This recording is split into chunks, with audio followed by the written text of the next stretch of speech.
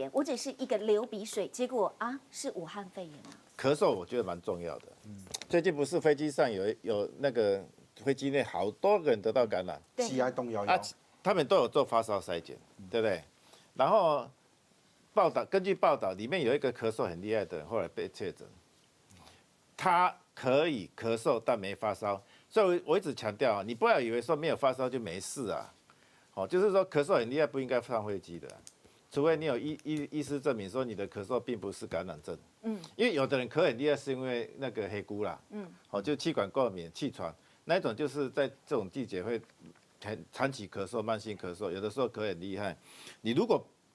不能排除是那个的话，其实这个是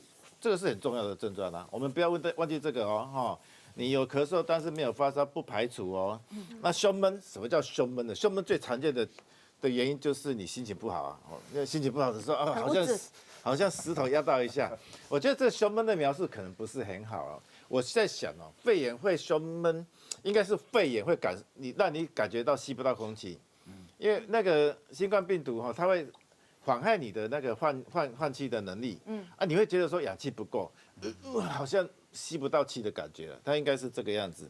然后就是呼吸道这个鼻塞流鼻水也是呼吸道，可是因为新冠病毒是主要攻击下呼吸道，所以这个出现的比例比较低哈，可能10%几、20%几。那腹泻这个肠胃道，这个恶心也是肠胃道，刚刚讲过，它是会出现，但是不是很常见。但是我们发现有一些新冠病毒的病人，一开始没有咳嗽，没有流鼻水，他就是拉肚子，所以我们才会说在通报第一里面特别把腹泻加进去。它虽然不是很常见，在我们的统计差不多是5到20% 嘛，在大陆的统计差不多5%，就不是大部分的人都有，但